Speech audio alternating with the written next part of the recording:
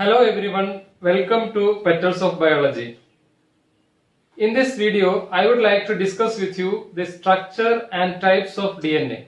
What is DNA? DNA is deoxyribonucleic acid.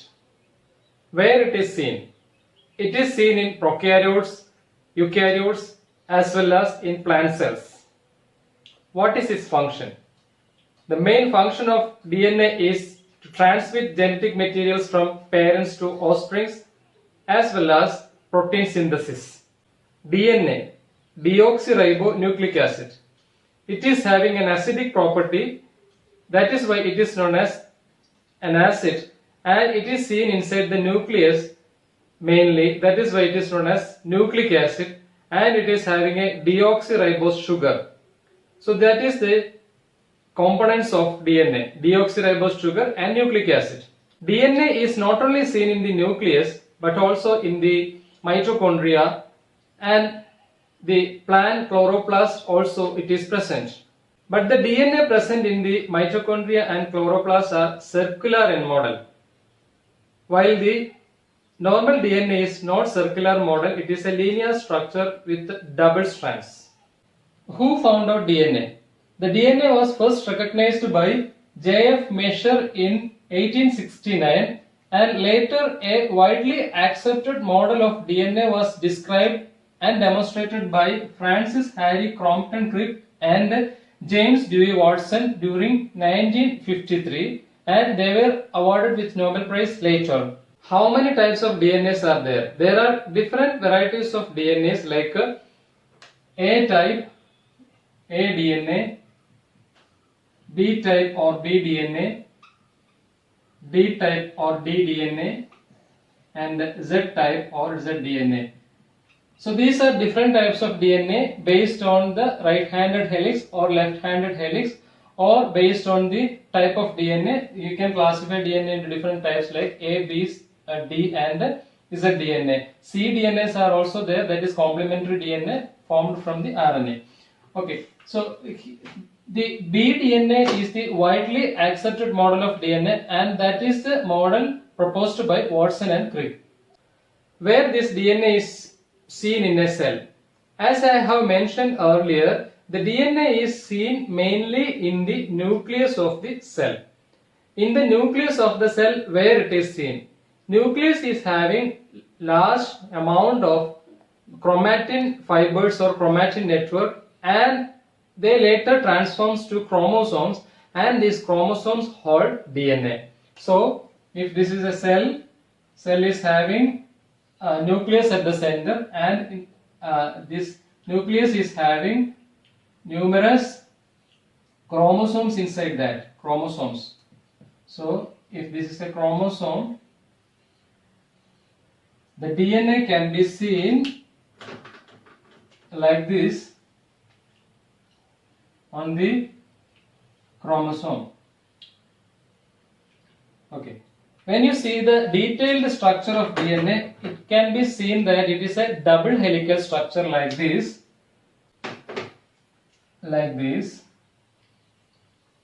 One strand, the next strand like this. It's a double helical structure. Here the property is that the helix or twisting is in a different way, not in an equal manner. Here you can see this is a smaller loop or smaller groove formed, and this is a larger groove formed. Again a smaller groove and a larger groove. In this DNA, there are two strands, strand 1 and strand 2. These two strands are complementary or opposite to each other. That means, say for example, if this is 5 prime, 3 prime, this will be 5 prime here and 3 prime here. So both are complementary or both are opposite in direction. So this is the complementary strand of DNA. And let us see what are the things present in between these two strands. In between these two strands, there are bonding or ladders between these two strands, and these ladders and these strands are together forming a structure that is known as nucleotide. nucleotide. So let us see what is a nucleotide.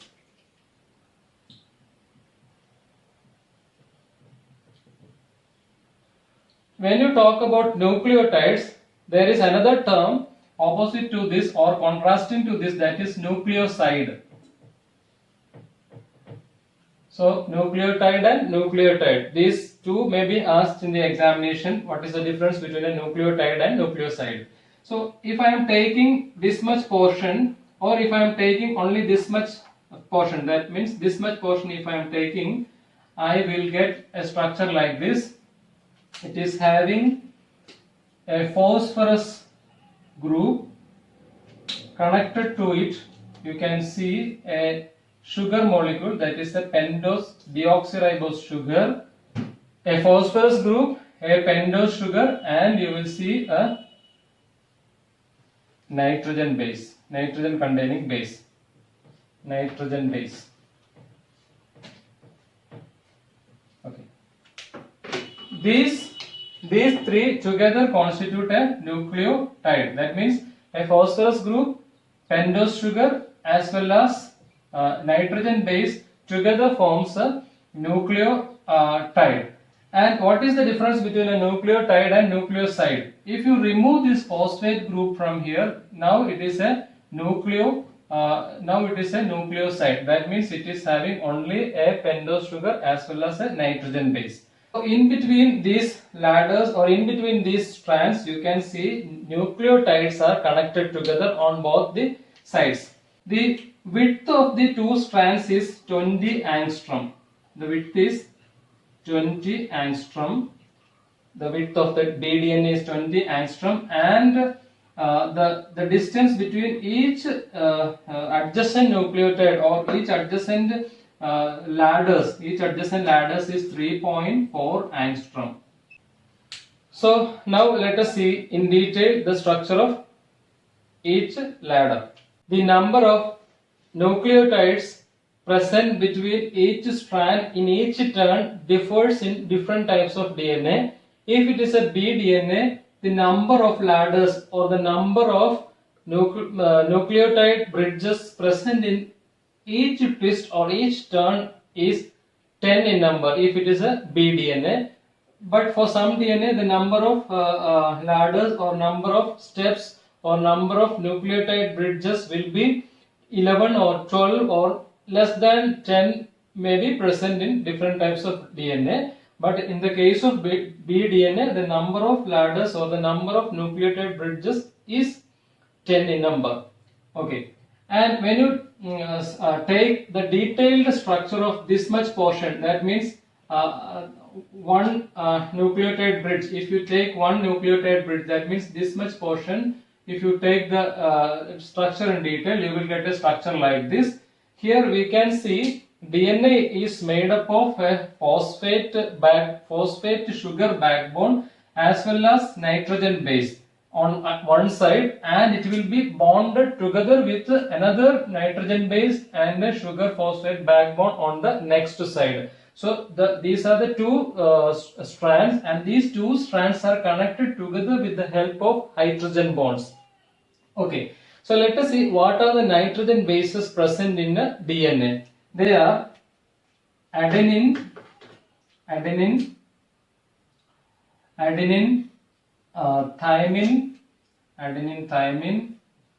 then guanine and cytosine. These two are purine compounds, and this thymine and cytosine are pyrimidine compounds. All these are nitrogen containing compounds or nitrogen bases, but they are of different groups of compounds, that is purine as well as pyrimidines. Purines and pyrimidines will be discussed in detail in the next class, along with the different types of DNA. ABD is a DNA, also will be discussed in another class. So adenine, thymine, guanine, cytosine are the nitrogen bases, and they are of different category nitrogen bases. Adenine and guanine are purine bases, and the thymine and cytosine are pyrimidine bases. That means, in a simple way, I can explain that the adenine and the guanine are purines. These purines are having double ring. They are double ringed compounds. That means it is having a hexagonal ring as well as a pentagonal ring. So the purine compounds are double ring nitrogen compounds, and pyrimidines are single ring. That means it is having only a hexagonal ring. Single ringed pyrimidine, single ringed nitrogen containing compounds are pyrimidines. A purine always pairs with pyrimidine, or a purine always makes bond with the pyrimidine because its structure is like that. So here it is adenine. Adenine always makes bond with the thymine, and it is a double hydrogen bond. And guanine always makes bond with the cytosine, and it's a triple bond. Okay, as per Erwin Chargaff, then total number of adenine is equal to thymine and total number of guanine is equal to cytosine. So the number of purine will be equal to number of pyrimidines in a DNA molecule, and this rule is known as Chargaff rule. It may be asked in the examination, what is Chargaff rules? So let us see why it is known as 5 prime, 3 prime and 3 prime, 5 prime strand. Both the strands are opposite, moving opposite in direction, and it is complementary to each other. One strand is 5 prime, 3 prime, and the other strand is 5 prime, 3 prime direction. Why it is so? Because DNA is having a sugar phosphate backbone. As drawn here, you can see this is the phosphate group, and this is the pentose sugar, and this is the nitrogen base. Here it is thymine, and it is bonded with the adenine in the next nucleotide, and it is bonded with a pentose sugar and phosphorus group. So this is the entire structure. So here you can see this pentose sugar is having 5 carbon atom in that. That is the first carbon atom, second carbon atom, third, fourth and fifth carbon atom. So a bonding starts in this sugar at the 5th carbon atom or 5th position. The phosphate group attaches to the 5th carbon atom of this sugar. That means this sugar is in a straight that means this sugar is placed in a straight position, and the opposite strand, which is in an inverted way, it is placed in order to maintain the bonding in a proper way. In order to make both the strands complementary to each other. So the on the 5th carbon atom, the first phosphate group is attaches, and the next bonding continues in the 3rd carbon atom of this pentose sugar. 1, 2 and 3. 3rd carbon atom of the pentose sugar. From this 3rd carbon atom, the next the phosphate group is attaches, and this phosphate group is making bond with the next nucleotide. In that way it is going. That means from the 5 prime carbon to 3rd prime carbon, 5 prime carbon to 3rd prime carbon. In that manner, the first strand is moving, or the first strand is seen in that way. That is why we call it as 5 prime, 3 prime strand. While here you can see here the phosphate group is coming and attaching to the 3rd carbon atom of this pentose sugar. We call it as 3 prime, 5 prime strand. So I think now you understood the difference between 5 prime, 3 prime strand and the 3 prime, 5 prime strand. The backbone of DNA is made up of sugar and phosphate group, as I have mentioned earlier. So this is the phosphate group, and this is the pentose sugar. It's a deoxyribose sugar, and the deoxyribose sugar makes bond with a nitrogen base. Either it is thymine or guanine or cytosine or adenine. So here it is a thymine. This thymine is a single ring compound, and it makes a hydrogen bond, the double hydrogen bond with the adenine. This is adenine, and this adenine is attached to the next sugar of the opposite strand, and at the second carbon atom, and it attaches to the phosphate group in the 3rd as well as the 5th position of the pentose sugar. So this is a single unit of 2 nucleotides. That means a single ladder of the DNA. In that way, numerous ladders are arranged in each turn. If it is a bDNA, this type of 10 ladders are present in bDNA. So this is the structure of DNA. And you can say that this is the function of this is the region of a gene which is responsible for a protein. In that way we can say. So this is the double hydrogen bond because it is between thymine and adenine. If guanine was here and the cytosine was here, the bonding will be triple bond because there is a chance for making 3 bonds. There are 3 bonding positions between guanine and cytosine. That is why it is a triple bond. So always a pyrimidine makes bond with a purine and a purine makes bond with a pyrimidine, and both the strands are complementary and moving in opposite direction. This is one nucleotide and this is another nucleotide. If the phosphate group is removed, then you can say that this is nucleoside. When a phosphate group is attached to this nucleoside, it becomes a nucleotide. So 2 nucleotides together makes a ladder of the DNA, and each turn or each twist of the DNA or each turn of the DNA is having 10 these type of nucleotide bridges are present in the DNA. So that is all about the structure of DNA. We will see the detailed structure of different types of DNA as well as the detailed structure of purine and pyrimidine in the next class. So friends, I hope this video makes sense to you. If you like this video, please don't forget to like, share and subscribe. Also, don't forget to give your suggestions to my channel. Thank you very much.